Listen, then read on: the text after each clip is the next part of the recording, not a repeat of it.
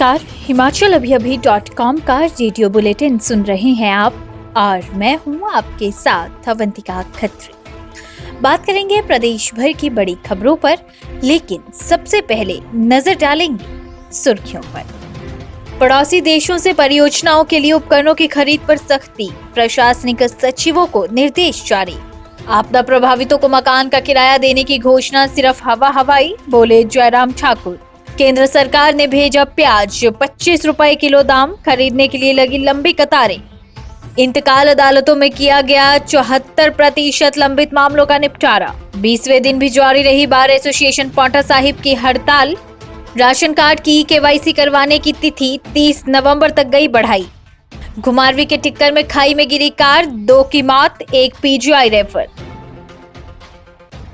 अब खबरें विस्तार से। पड़ोसी देशों से हिमाचल प्रदेश में चल रही परियोजनाओं के लिए विभिन्न उपकरणों और वस्तुओं की खरीद पर सख्ती कर दी गई है। प्रधान सचिव वित्त देवेश कुमार ने सभी प्रशासनिक सचिवों को इस संबंध में निर्देश जारी किए हैं। जिन देशों से भारत की सीमाएं लगती हैं, उनसे अलग अलग श्रेणियों में चिन्हित वस्तुओं और सेवाएं लेने पर कड़ाई की गई है। कॉन्ट्रैक्ट लेने के बाद सब कॉन्ट्रैक्ट भी नहीं दिए जा सकेंगे अगर ऐसी फर्म केंद्र सरकार की ओर से जारी दिशा निर्देशों के अनुसार पंजीकृत न हो। नेता प्रतिपक्ष जयराम ठाकुर ने एक बार फिर सुख सरकार पर आज हमला बोल दिया। उन्होंने कहा कि सरकार ने आपदा के बाद आपदा प्रभावितों को मकान का किराया देने की घोषणा करके खूब वाहवाही बटोरी, मगर लोग आज भी तंबुओं और राहत शिविरों में रह रहे हैं। सरकार की ये योजना परवान नहीं चढ़ पाई है। उन्होंने कहा कि सरकार के बाकी दावों की तरह ये दावा भी हवाई साबित हो गया है। जयराम ठाकुर ने सुख सरकार को घेरते हुए कहा कि सरकार लाभ देने की जगह सिर्फ बयानबाजी का काम कर रही है।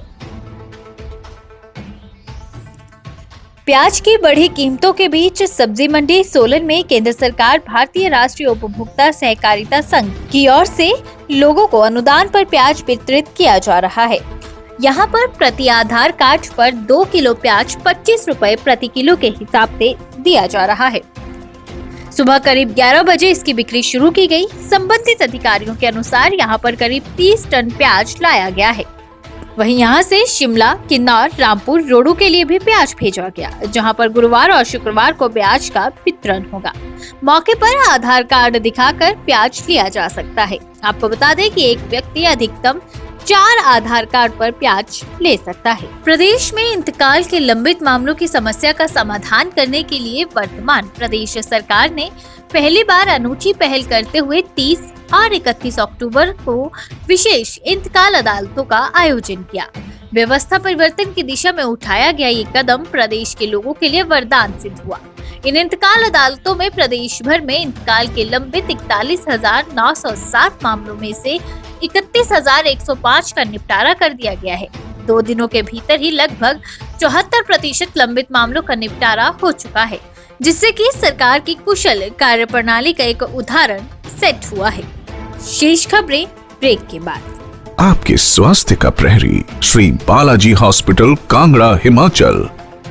ब्रेक के बाद स्वागत है आपका हिमाचल अभी के रेडियो बुलेटिन में।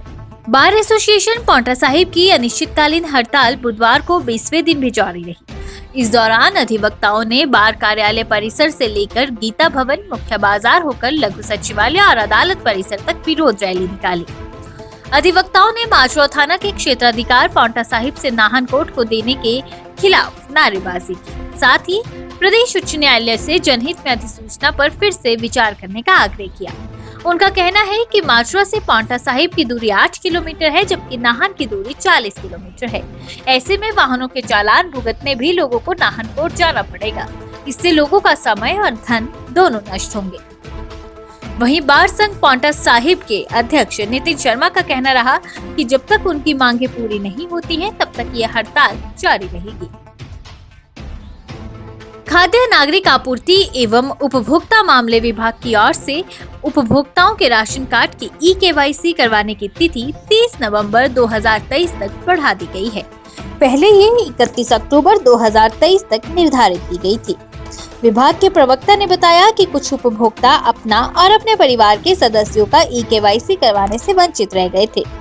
विभाग द्वारा ऐसे लोगों की सुविधा के लिए ई-केवाईसी प्रक्रिया पूर्ण करने की तिथि बढ़ाई गई है।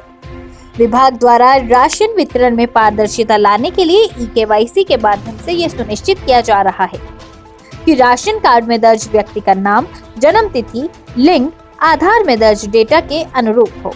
इसके दृष्टिगत प्रदेश भर में ई-केवाईसी की प्रक्रिया आरंभ की गई है। बिलासपुर जिला के उपमंडल घुमारवी के गांव टिक्कर सोई में देर रात एक कार गहरी खाई में गिर गई। हादसे में 2 लोगों की जान चली गई है, जबकि एक गंभीर रूप से घायल बताया जा रहा है, जिसे पीजीआई चंडीगढ़ रेफर किया गया है। मृतक और घायल पूरी रात दुर्घटनाग्रस्त कार में फंसे रहे। लोगों को सुबह हादसे का पता चलता है और उसके बाद घायल को अस्पताल पहुंचाया गया।